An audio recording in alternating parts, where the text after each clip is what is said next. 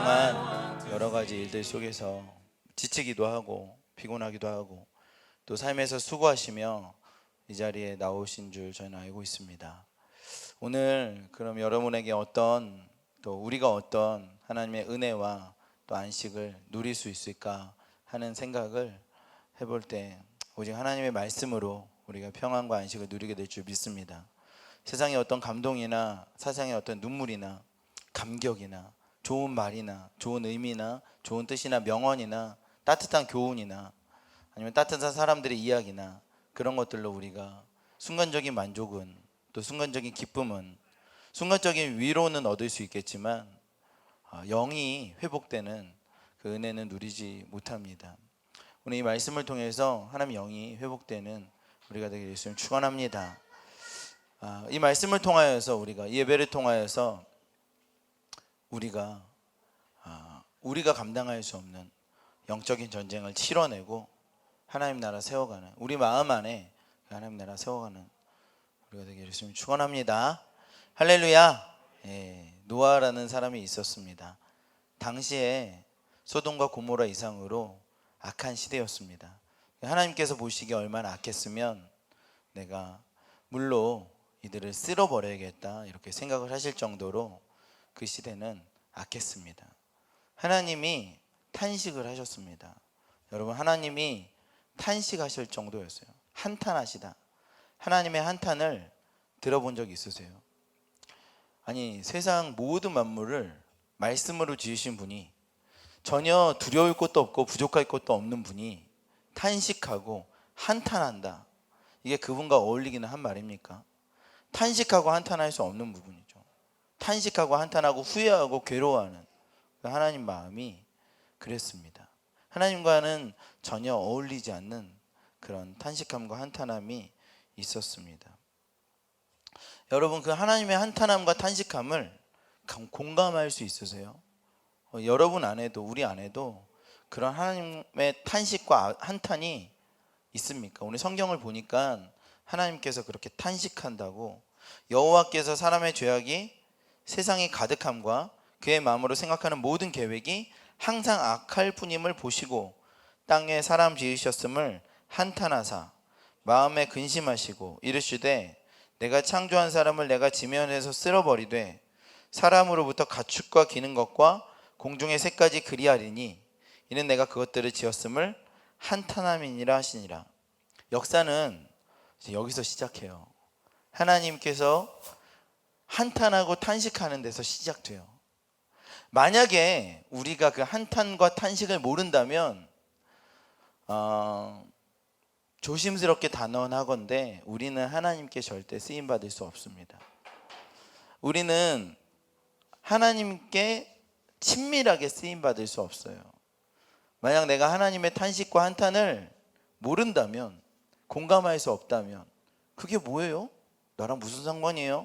이런다면 하나님의 도구로 쓰임받기는 불가능하지 않을까요? 금요일 날 철야예배 대신에 전도를 하러 갔는데 우리 한 간사가 얘기를 하더라고요. 그러니까 이 홍대 쪽에 모텔촌이 있어요. 근데 그 모텔촌을 바라보며 갑자기 눈물이 나고 고통스러운 마음들이 들더래요. 하나님께서 주신 마음이겠죠. 하나님의 한탄과 탄식일 거예요. 그래서 그것들을 바라보며 한참을 아파하고 괴로워하며 울며 기도했다고 하더라고요. 그러니까 하나님께서 주신 탄식이라고 저는 생각이 들어요. 여러분, 하나님께서 기뻐하시지 않는 모양들을 바라보면서 하나님의 탄식과 한탄이 같이 들리나요? 느껴지세요? 이게 느껴지지 않아도 괜찮아 그럴 수가 없어요. 심각한 상황이에요. 근데 우리는 그것과 상관없이 해요. 그리고 하나님한테 기도는 하죠. 이거 이렇게 해주세요, 저렇게 하나님 제 마음을 공감해 주세요, 위로해 주세요, 제 마음 이해하시죠? 라고 하는데 그것도 한계가 있어요. 근데 우리는 하나님 마음을 전혀 관심이 없어요. 하나님의 탄식과 한탄에 대해서 관심 갖지 않아요. 여러분, 우리의 인생 주변의 수많은 하나님의 탄식과 한탄을 우리가 생각해 볼 필요가 있어요.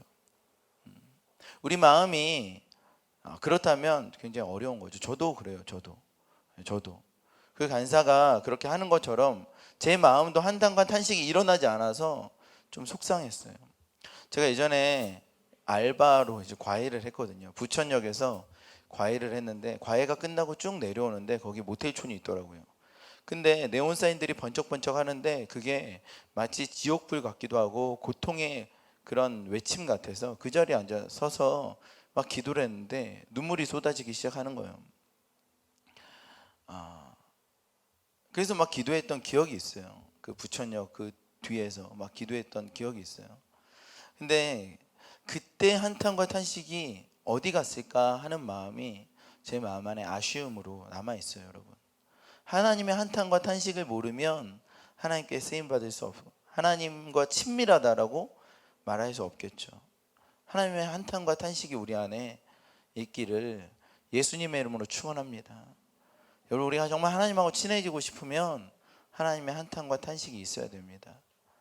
그 자매가 얘기한 게 뭐냐면 광고들을 보면 속상했대요.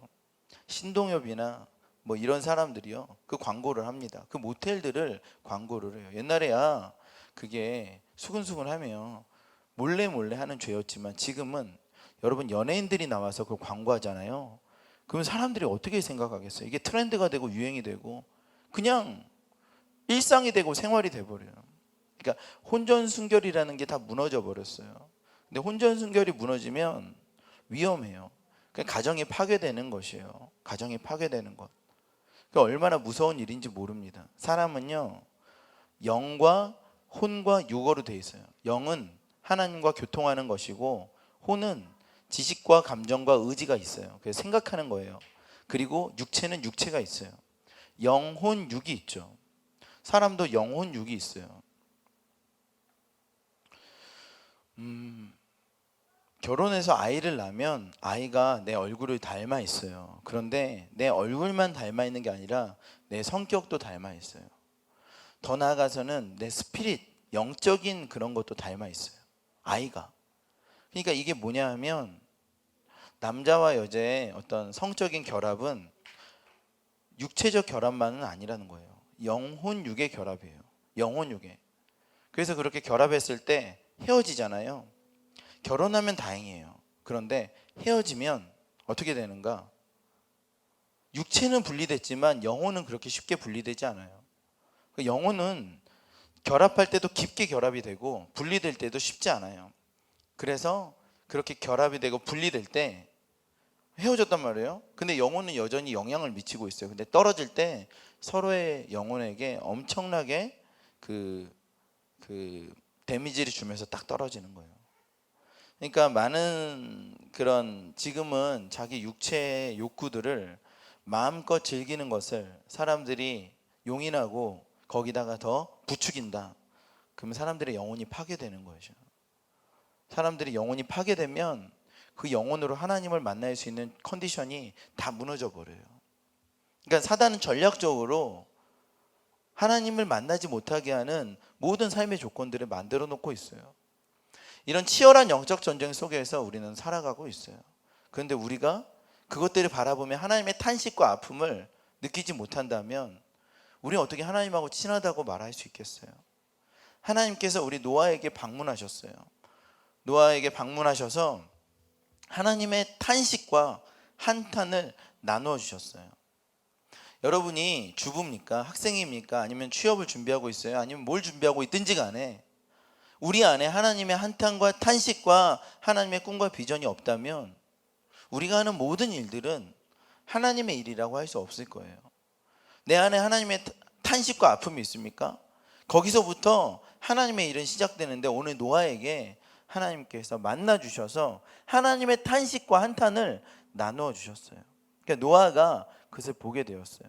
그리고 그 인생 가운데 새로운 일을 시작하게 되었어요.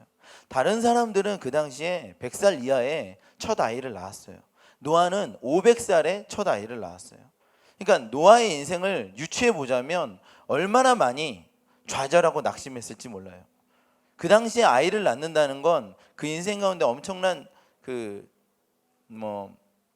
통과 의례예요. 기본적인 통과 의례. 그런데 나는 아이가 없어.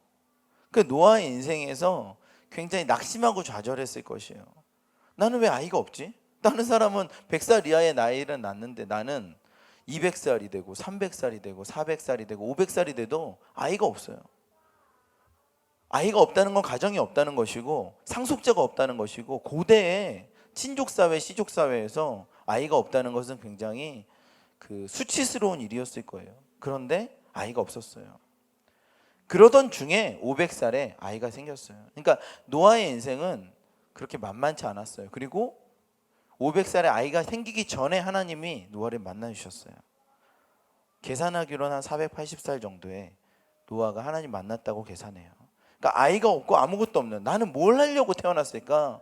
내게 비전은 뭘까? 이럴 때 하나님이 노아를 만나주셔서 그 당대에 하나님께서 나눠주지 않았던 하나님의 탄식과 한탄을 주셨어요. 그러니까 우리 인생이 지금 늦었다라고 생각하지 마세요. 우리가 지금 늦었다라고 말할 것이 아니라, 아무리 빨라도 하나님의 한탄과 탄식과 하나님의 눈물과 마음이 없다면 빠른 것이 무슨 의미가 있어요? 내가 먼저 취업을 했네, 내가 먼저 결혼을 했네, 내가 먼저 아기를 낳네, 내가 먼저 성공을 했네, 내가 먼저 집을 샀네. 그 무슨 의미가 있겠어요? 하나님의 탄식과 한탄이 없다면. 그런데 좀 늦어도 하나님의 아픔과 눈물과 이 땅을 향한 하나님의 마음이 있다면, 여러분, 우리 늦은 것이 아니에요. 하나님께서 그 마음을 우리 가운데 나누시기를 예수님으로 축원합니다. 이 시대에는요, 보는 일에만 몰두하는 시대였고 지금도 마찬가지라. 그런데 이 성경을 보니까, 히브리서를 보니까 믿음으로 노아는 아직 보이지 않는 일에 경고하심을 받았어요. 그러니까 보이지 않는 일에 경고하심을 받아요. 여러분, 보이는 일에만 몰두하잖아요. 우리는 보이는 일에만 집중하잖아요. 세상은 점점 보이는 일 아니면요 찾아가지 않아요. 그런데 보이지 않는 것, 보이지 않는 것, 지금은 어떻게 머리에 연결해서 머릿속에 생각이 드는 것까지 내 눈에 보이게 만드는 그런 시대예요. 그러니까 보이려고 전부 다 보는 거예요. 잠깐 덮어놓고 내려놓고 앉아서 보이지 않는 영역에 대해서 혼자 생각할 기회가 많지가 않아요. 그러니까 보이지 않는 일에 대한 그 하나님의 나라와 영적인 세계 안에 접속하는 일들이 굉장히 드물어지고 있어요. 그리고 보이는 것만 집중하고 있어요. 근데 오늘 성경에서 노아에게 만나 주셔서 하나님이 보이지 않는 일에 대해서 경고를 하셨어요. 그러니까 보이지 않는 일에 대해서 경고를 받는다는 것은 굉장히 좀 특권이고 그래요. 두 번째는요, 한탄과 탄식 이후에 보이지 않는 일에 대한 경고가 없으면 또 주의를 할 수가 없어요. 여러분이 학생이든 주부든 뭐 어떤 직업을 갖든요, 하나님의 눈물과 한탄이 있어야 되고요. 두 번째는 보이지 않는 일에 대한 하나님의 경고가 있어야 돼요. 보이지 않는 일에 대한 하나님의 경고가 있습니까? 이런 일들이 있을 것인데 너희는 준비해라라는 그런 하나님의 경고가 있습니까? 제가 마지막 날에 대한 꿈을 꿨어요.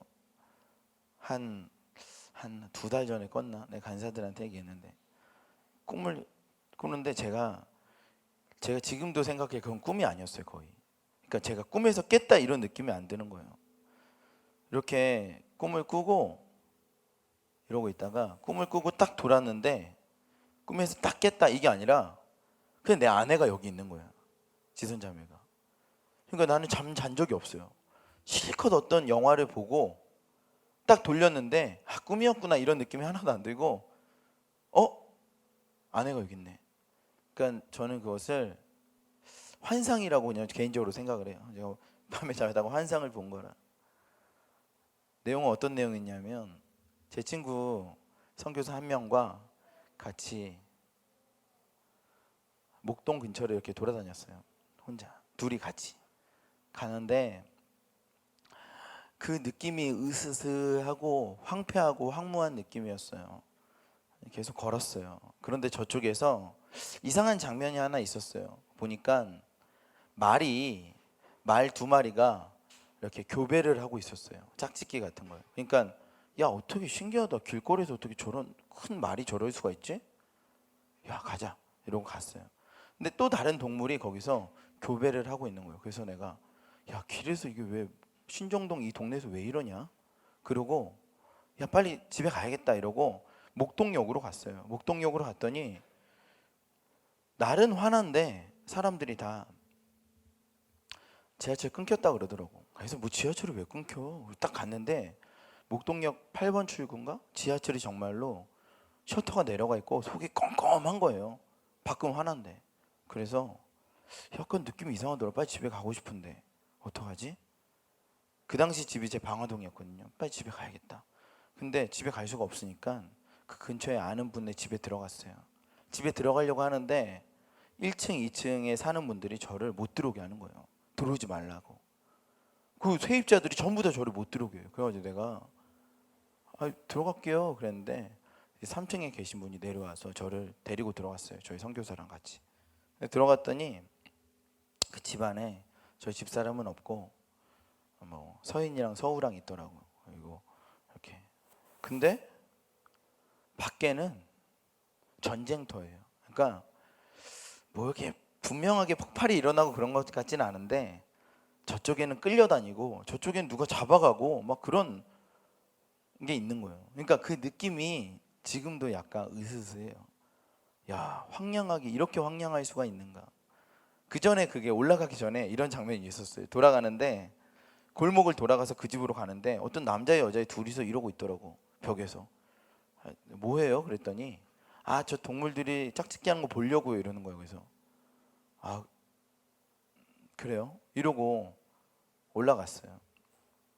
여러분, 저는 그러고 나서 딱 고개 돌렸는데 와이프가 누워 있는 거라.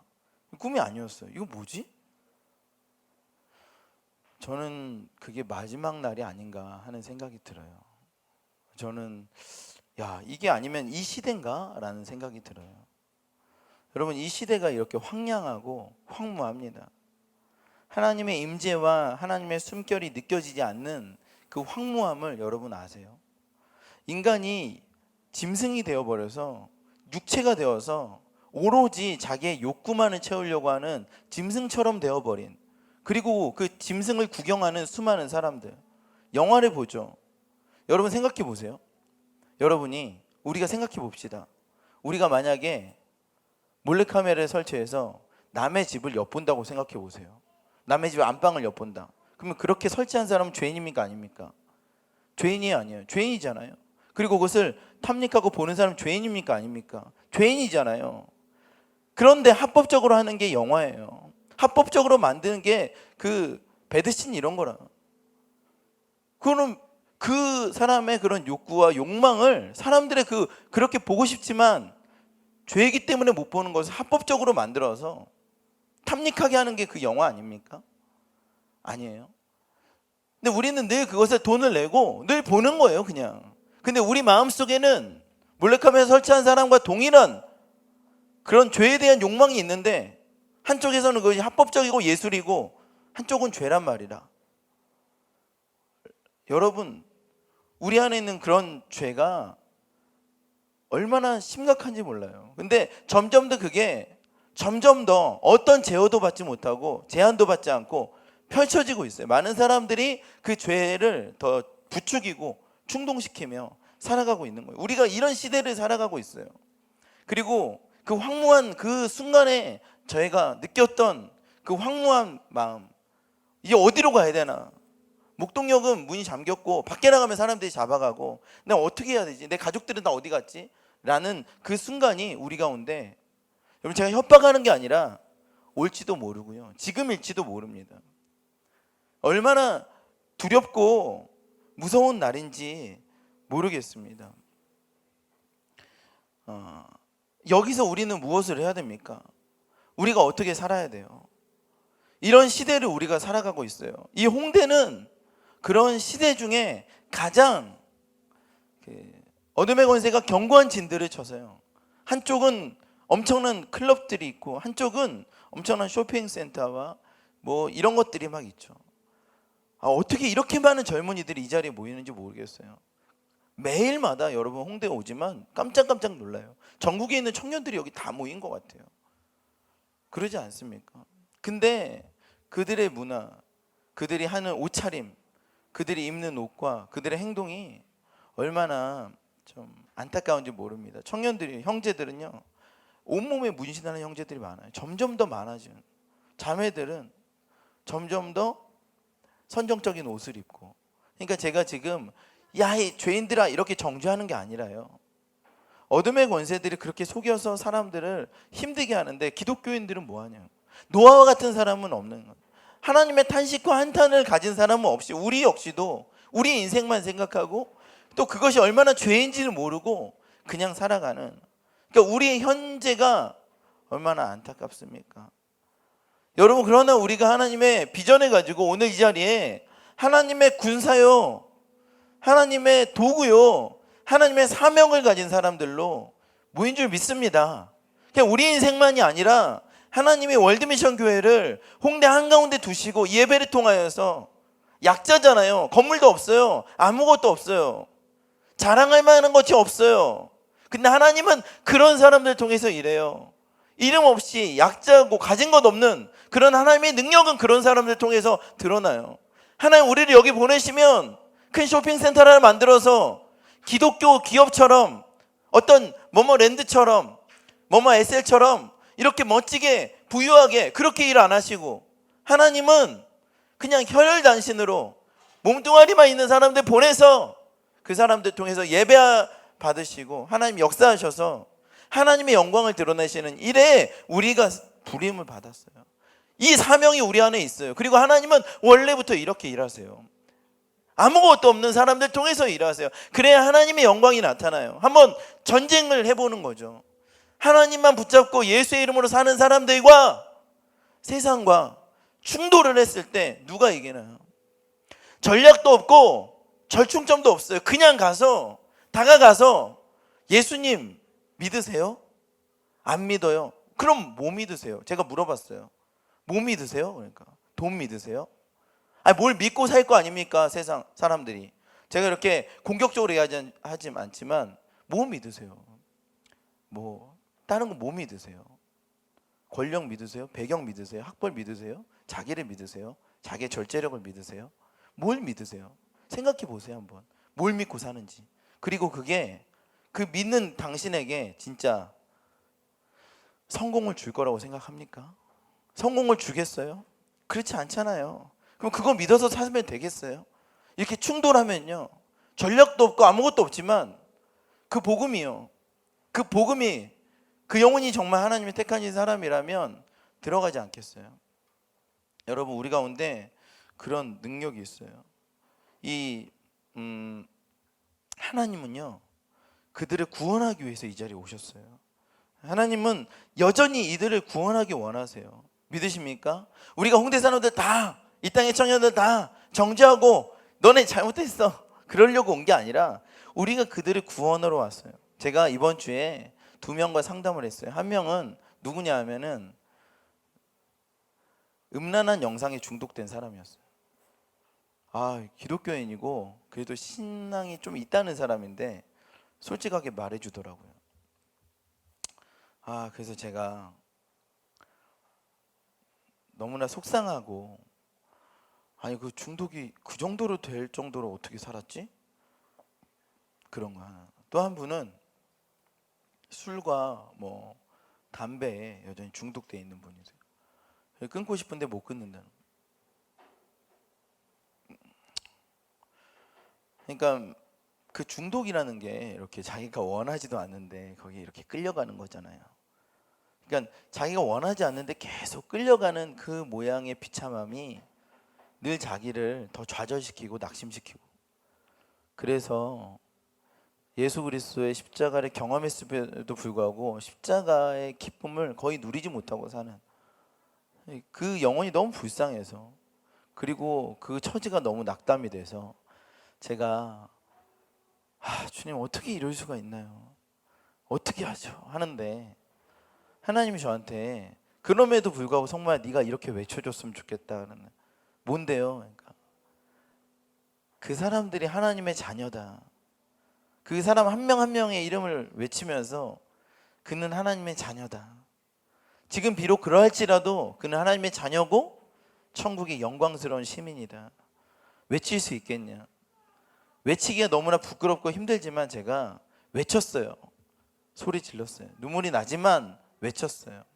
하나님은 우리를 정죄하러 오신 분은 아니에요. 우리를 구원하러 오신 분이에요. 이 홍대에 이 땅을 정죄하러 오신 분이 아니라 이 홍대를 구원하러 오셨어요. 청년들을 구원하러 오셨어요. 할렐루야. 우리를 통해서 그들을 때려 부시고 죽이고 멸망시키는 게 아니라 그들을 구원하러 우리를 보내셨고 우리가 이 자리에 있습니다. 믿으십니까? 그러니까 우리를 이 땅을 구원하러 오셨어요. 그 구원 계획이 하나님에게 있으십니다. 믿으세요? 우리가 보기에는 너무나 낙심되고 좌절되는 것 같지만 하나님의 구원 계획이 있으세요. 잘 보세요. 어떻게 구원하시는가? 그러면은 우리는 어떻게 해야 되는가? 우리가 어떻게 해야 되는가? 이게 놀라운 건데, 노아가 있는 시대에 사람들이 다 범죄하고 있었을 때 하나님이 노아를 보시고 노아가 하나님의 눈 안에 은혜를 바라보고 우리를 구원할 계획이 그분 안에 있으시구나. 성경이 그렇게 말하고 있어요. 노아는 은혜를 입었다더라. 노아가 하나님의 눈 속에서 은혜를 발견했다 이건데, 우리를 구원하실 계획이 있으시구나. 하나님 우리를 어떻게 하실 겁니까? 라고 하나님께 여쭤봤을 때 하나님께서 뭐라고 말씀하시는가? 방주를 지어라. 방주를 지어라. 여러분, 이게 방주를 지어라 좀 이상한 거예요. 어떻게 말하겠어요? 우리는 이렇죠. 가서 죄 짓지 말라고 얘기해라. 의인으로 의롭게 살아라. 중독에서 벗어나라. 고쳐라. 회개해라. 그게 아니라 이들은 여전히 죄인이니까 이제 심판이 올 거야. 홍수가 올 거야. 이제 무시무시한 홍수가 오는데 얘네들을 구해야 될 거 아니냐. 그러니까 빨리 방주를 지어라 이거예요. 하나님 놀라운 사랑 아닙니까? 아니, 얘네들을 변화시키는 게 아니라니까. 중독에서 빨리 벗어나. 죄 짓지 마. 의롭게 돼야 돼. 죄 짓지 마. 이렇게 말하는 게 아니라 저들은 계속 죄인이니까 이제 나의 심판이 오니까 이들을 구해낼 방주를 지어라. 여러분, 이 홍대 사람들한테 가서 그렇게 죄 짓지 마세요. 그렇게 하지 마세요. 그러지 마세요. 중독하지 마세요. 이러지 마세요. 이러는 게 아니라, 이러면 이제 죽어요. 근데 죽지 않도록 저길로 들어갑시다. 어딘데요? 제가 만들었어요. 거기 들어가면 안전해요. 거기 들어가면 또 가서 죄 안 지어야 되는 거 아니에요? 아니, 상관없어요. 그건 상관없는데 일단 들어오세요. 여기가 보호막이에요. 그러니까 이런 거랑 똑같은 거예요. 방주 들어갈 때 절대 죄 지면 안 돼. 그렇게 말했겠을까? 그러지 않고, 야, 지금 홍수가 오니까 빨리 방주에 들어와 라고 했을 거 아니에요. 안 들어왔지만 빨리 들어와. 그러니까 피할 곳을 만드신 거예요. 그 사람에게 죄 짓지 말라고 얘기한 게 아니라 그 심판이 오니까 피할 곳을 만드신 거예요. 여러분, 이게 얼마나 놀라운 건지 잘 모르겠죠. 사람은 누구도 그렇게 안 해요. 죄 지은 사람한테 심판을 줄까 협박하면서 죄 짓지 말라 그러지 피할 곳을 만들어 줍니까? 피할 곳을 만들어 주진 않잖아요. 독약을 중독돼서 계속 먹는 사람한테 독약을 먹지 말라 그러지 어떻게 해요? 그러니까 독약에서 해방되는 해독제를 주진 않잖아요. 해독제를. 얘를 사람 만들려면. 근데 그러지 않고 예수님 그냥 하나님 방주를 주셨어요. 이 시대에는 예수님이세요. 그러니까 우리가 나가서 얘기할 건 뭐냐면, 너희 죄가 있는데 예수 안으로 들어오라 그래야 돼요. 예수 안으로 들어오라고. 그러니까 지금 죄 짓는 게 문제가 아니라 예수 안으로 들어오세요. 예수를 믿으세요. 예수 안으로 들어오세요. 그러면은 보호받을 거예요. 죄 지어도 괜찮아요. 일단 예수 안으로 들어오세요. 죄 짓고 저 담배 끊어야 교회 가는 거 그게 중요한 게 아니라 예수 안으로 들어오세요. 그러니까 우리 모두가 다 여기 있는 사람들이 뭐 그러면 중독이 없습니까? 커피 중독 있죠. 제가 생각해요. 제가 무슨 중독이 있나 보니까 탄수화물 중독이더라고. 제가 그래서 이번 주에 탄수화물을 안 먹어봤어요. 탄수화물 안 먹으니까 속에서 그 불이 일어나. 불이 스트레스가 막 당이 떨어지니까. 예? 근데 제가 과도하게 당을 먹었거든. 막 백반 같은 거 막 2그릇 반 먹고 막 이랬거든. 근데 내가 느끼기에 탄수화물 중독이라는 걸 좀 느꼈어요. 근데도 멈추지 않아 봤거든. 탄수화물이 뱃속에 들어가죠. 그리고 물을 먹잖아요. 그럼 이제 불어가지고 배가 이렇게 나오고. 할렐루야. 예. 아빠는 언제 애기나? 나한테 물어보고. 서진이가 아니 아빠는 아직 한 1년 정도 있다가 애기 낳을 거야. 그래서 1년 정도 있다 빼겠다는 거죠. 그러니까 탄수화물 먹으면 그렇게 탄수화물 중독이었어. 중독 아닌 사람이 있습니까? 다른 것들에 중독이 있을 거 아니에요. 그러면 어떻게 해요? 중독을 끊어야지 예수님 믿을 수 있어. 그 문제가 아니라 예수 안으로 들어와야 된다니까. 방주가 그런 느낌이라 방주 안으로 들어오세요. 노아가 얘기했을 거 아닙니까? 이제 심판이 오고 있어요. 홍수가 오고 있어요. 방주 안으로 들어오세요. 그러는데 그렇게 외치는 거예요. 하나님은 우리 가운데 그런 걸 주셨어요. 하나님 우리 가운데 우리의 상태를 변화시키는 게 아니라 우리의 위치를 변화시켜서 우리 보호하시는 거예요. 놀라운 거 아닙니까? 예수가 그런 분이세요. 근데 사람들이 저한테 얘기합니까? 예수 안에 들어가는 게 뭐예요? 그러니까 예수 안에 어떻게 들어갑니까? 여러분, 그렇게 해서 예수 안에 들어갈 수가 없어요. 그러니까 이 죄를 해결하는 방법이 이런 거였어요. 하나님을 경외하는 한 사람의 순종이었어요. 한 사람이 불순종함으로 죄가 이 세상에 들어왔는데 한 사람의 순종으로 죄가 해결돼요. 그러니까 도저히 이해가 가지 않는, 하나님 이 문제 어떻게 해결하실 거예요? 그랬더니 방주를 만드는, 방주는 한 번도 본 적이 없는데요. 방주가 뭐예요? 방주를 만들려고 그래요. 그러니까 노아가 아니 그게 뭐야, 방주를 만들어서 뭐해. 근데 한 사람이 순종하는 거예요. 그러면 죄가 해결되기 시작해요.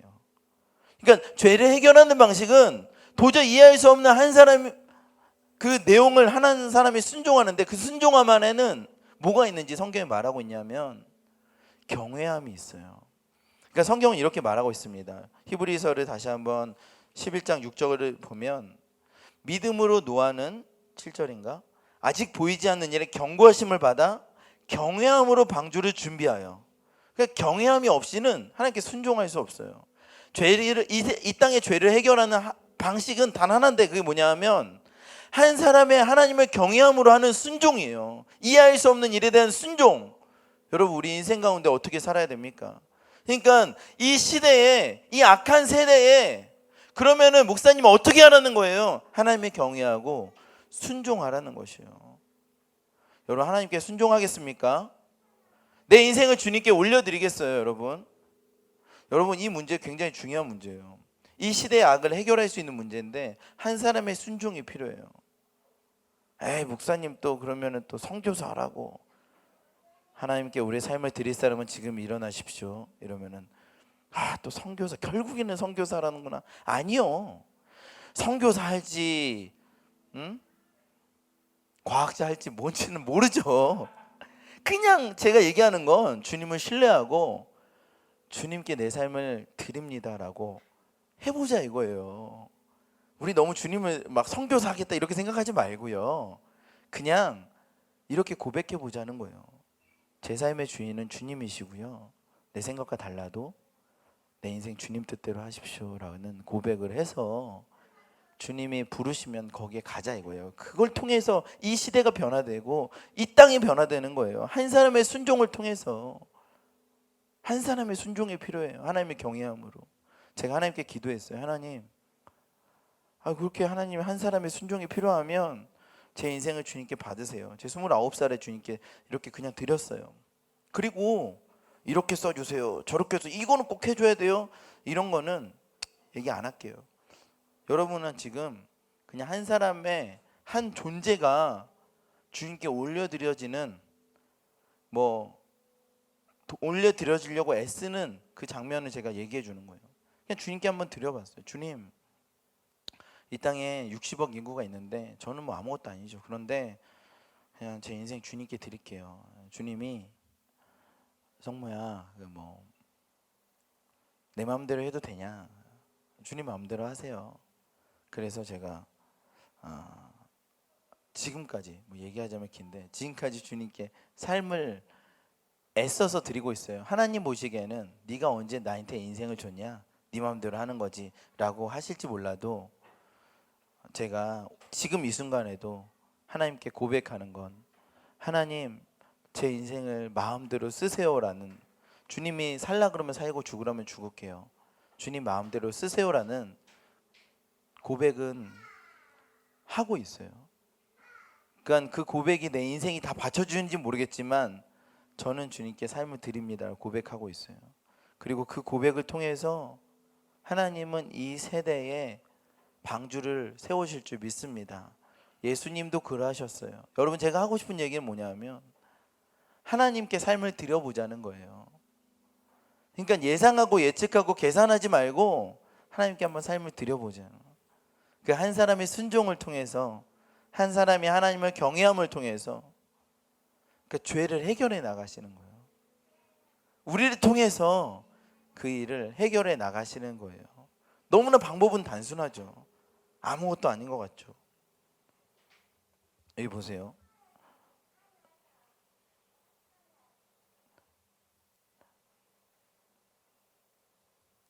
히브리서 6장 7장 끝에를 보면 이로 말미암아 세상을 정죄하고 믿음을 따르는 의의 상속자가 되었다. 그러니까 노아는, 이게 노아의 인생을 보면요, 보이지 않는 일에 경고를 받았어요. 이런 일이 있구나. 경외함으로 방주를 준비했어요. 그 집을 구원하였어요. 이로 말미암아 이런 특권이 있어요. 그러니까 삶을 드리고 하나님께 드리면 거기서 뭐 끝나는 게 아니라 이런 특권이 있어요. 뭐냐면 세상을 정죄하고, 그러니까 세상으로부터 완전 분리되어서 구별돼서 믿음을 따르는 의의 상속자가 되는 거예요. 내 안에 의가 없는데 의를 유효산으로 받는 거예요. 그러니까 우리 안에는 의가 없어요. 누구도 노력으로 의로워질 수 없어요. 누구도 내 노력으로 깨끗해질 수가 없어요. 조금은 달라질 수 있겠죠. 내가 조금 더 깨끗해져야겠다, 중독으로부터 벗어나야겠다, 그렇게는 안 되는데, 그걸로는 안 되고 어떻게 되냐면 유업으로 받는 거예요. 의를 받았어요. 나 의로워졌네. 이거를 그냥 받았어요. 그러니까 노아 분이 그러셨어요. 의를 상속받았어요. 예수의 의가 전가되는 거예요. 사람의 노력으로 죄가 줄어들 수 있지만 죄가 없어질 수 없어요. 의로워지는 길은 단 하나예요. 의를 상속받는 거예요. 보이지 않는 경고를 받고 거기에 경외함으로 순종할 때 의의 상속자가 되어서 그 사람을 통해서 수많은 의가, 많은 사람들이 의를 또 상속받는 거예요. 이제 흘려가는 거죠. 상속받은 사람만 상속해 줄 수 있어요. 여러분, 의의 상속자가 되기를 예수님을 축원합니다. 그러면 여러분 생각해 보세요. 저한테 이제 최종적인 질문을 하더라고. 뭐라 그러냐면, 그러니까 그 예수를 만난다는 게 뭐냐고요. 어떻게 하면 예수를 만나고 어떻게 하면 순종하는 거고 어떻게 하는 거예요. 그러나 나한테 그런 분이 계세요. 그렇게 얘기하더라고. 여러분도 그런 질문을 할 수 있죠. 근데 그런 태도로는 예수를 만날 수가 없어요. 만나도 되고 안 만나도 되고, 그 의에 상속받아도 되고 상속 안 받아도 되고, 그건 중요한 문제가 아니야. 별거 없어. 뭐 대단한 거야? 내 인생의 전부도 아니야. 그냥 오늘 교회 왔는데 뭐라고 얘기하는데 뭐 좋은 거 같은데 아니면 안 좋은 거 같기도 하고, 근데 뭐 준다니까 한번 받아보자. 근데 어떻게 받는 건데요? 어떻게 받는 건데? 어떤 사람은 예수를 만났다고 하는데 나는 예수를 어떻게 만났는지 모르겠어요. 어떤 사람은 하나님이 경험했다고 하는데 나는 모르겠어요. 근데 모르겠는데 그렇게 당당할 수 있습니까? 모르는데 그렇게 여유가 넘쳐나요? 생명이 달린 일에 모르는데 여유가 넘쳐나요. 여러분, 그렇게는 안 돼요. 방주 안에 들어갔어요. 방주 안에 들어갔어요. 드디어 하나님이 방주의 뚜껑을 닫았어요. 이제 비가 오기 시작해요. 어떤 소리가 났을까? 밖에서 엄청나게 많은 이들의 울부짖는 소리가 나요. 방주 안에 사람과 방주 밖에 사람이 특별히 다르지 않아요. 다 죄인인데 어떤 사람 방주 안에 들어있고 어떤 사람 방주 밖에 있어요. 수많은 사람들의 울부짖는 소리가 방주를 때리면서 소리가 들려요. 근데 하나님이 닫았기 때문에 더 이상 열 수가 없어요. 방주 안에 있는 사람들의 안도감을 느껴본 적이 있어요. 밖에서 아비규환이라 방주 밖에는 난리가 났어요. 근데 다 들려요. 이제 심판이 시작됐구나. 방주 밖에는 아비규환이에요. 그제서야 방주 안에 들어가려고 몸부림치는데 이제는 기회는 다 떠나갔어요. 여러분, 그때 그 간절함이 있어야 예수를 만나는 거예요. 그때 그 간절함이 있어야 방주 안이 뭔지 아는 거예요. 그러니까 방주 밖에 사는 거죠. 우리의 죄가 무엇인지 모르고 예수를 만나는 게 어떤 의미인지 모르는데 그렇게 여유로우면 안 돼요. 저한테 그렇게 물어보면 안 돼요. 울부짖으며 예수를 만나는 게 뭔지 모르겠습니다 하는 사람도 예수를 만나요. 내 옆 사람은 예수를 만나는데 나는 왜 예수를 못 만납니까? 내 옆 사람은 하나님을 만나서 지금 삶이 변화되는데 그걸 설명하지 못하겠다는데 어쨌든 하나님이 살아계시다는데 나는 왜 못 만납니까? 나도 주님 만나고 싶어요라고 몸부림친다면 저는 확신하건대 주님 만나요. 그러나 예수가 뭔데요? 그게 만나는 게 뭐냐고요? 저한테 설명을 해주세요. 그분의 태도가 문제예요. 그분의 영적인 상태가 문제예요. 예수를 못 만나도 큰 상관없어요 라는 그 잘못된 착각이 문제예요. 그렇게 해서 예수를 만날 수가 없어요. 우리 모두가 다 울부짖으며 예수를 만나기 원합니다라고 몸부림쳐도 모자랄 사람들이에요. 근데 우리는 지금 세상에 취해 있습니다. 그때가 돼서 우리가 방주 밖에 있을 때도 그런 여유가 있겠습니까?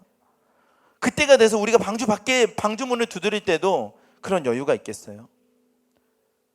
여러분, 심판이 오기 전에 예수를 만나게 해달라고 몸부림쳐서 예수를 만나고 보이지 않는 일에 경고함을 받아서 우리가 하나님의 탄식과 안타까움을 끌어안고 몸부림치며 순종해서 하나님의 의를 이루기를 예수님 축원합니다. 월드미션교회가 이 사명을 감당해야 될 줄 믿습니다. 여러분, 오늘 예수님 만나게도 같이 기도합시다.